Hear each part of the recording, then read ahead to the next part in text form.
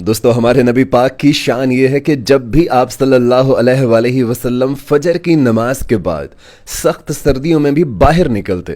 تو مدینے کے لوگ اپنے غلاموں کو گھروں کے باہر برتن لے کر کھڑا کر کے رکھتے تھے کہ آپ صلی اللہ علیہ وآلہ وسلم جب بھی وہاں سے گزرتے تو اپنا ہاتھ مبارک اس برتن میں ڈالتے جاتے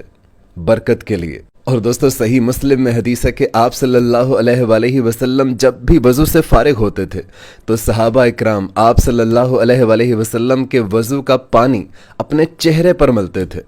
کیونکہ صحابہ اکرام جب بھی آپ صلی اللہ علیہ وآلہ وسلم کو وضو کرواتے تو آپ پانی ایک تشت میں لے کر آتے تھے، اور جو پانی بچ جاتا تھا صحابہ اکرام اس پانی کو اپنے چہرے پر ملتے برکت کے لیے۔ اور دوستو ہمارے نبی پاک صلی اللہ علیہ وآلہ وسلم کے ہاتھ مبارک میں اتنی برکت تھی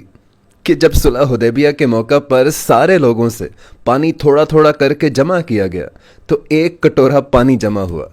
تو آپ صلی اللہ علیہ وآلہ وسلم نے اپنا ہاتھ مبارک اس کٹورے میں رکھا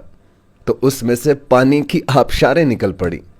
حضرت جابر بن عبداللہ رضی اللہ تعالی عنہ فرماتے ہیں کہ ہم 1500 صحابہ نے اس چھوٹے سے کٹورے میں پانی پیا،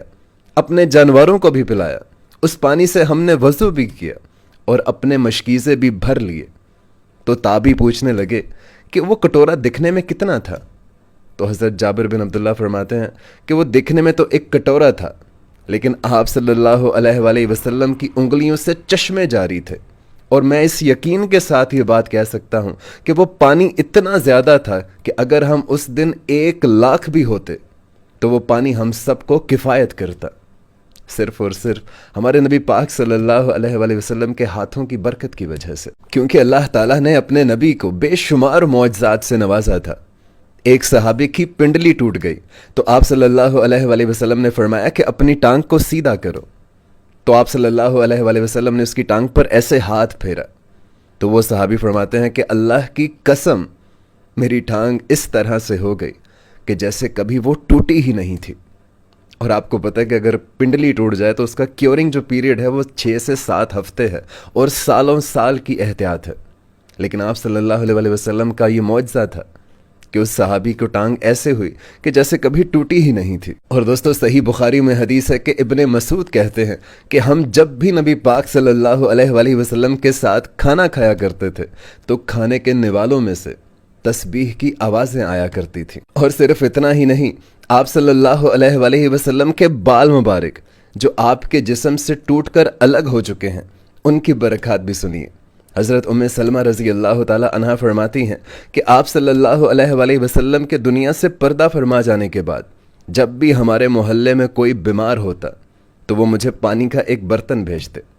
میں نے نبی پاک صلی اللہ علیہ وآلہ وسلم کے چند بال اپنی ڈبیا میں محفوظ کر کے رکھے، میں ان بالوں کو اس پانی میں گھول کر ان کے گھر بھیج دیتی اور اس سے سب کو شفا ملتی۔ اور صرف اتنا ہی نہیں، کیونکہ بال مبارک تو پھر بھی آپ صلی اللہ علیہ وآلہ وسلم کے جسم کا حصہ تھے، لیکن کرتا مبارک جو آپ کے جسم کا حصہ بھی نہیں تھا وہ ایک الگ چیز ہوتی ہے۔ صحیح مسلم میں حدیث ہے کہ آپ صلی اللہ علیہ وآلہ وسلم کا کرتا مبارک کا دھون بھی شفا کا کام کیا کرتا تھا۔ اب جن صحابہ اکرام نے اتنے سارے معجزات اپنی آنکھوں کے سامنے دیکھے ہوں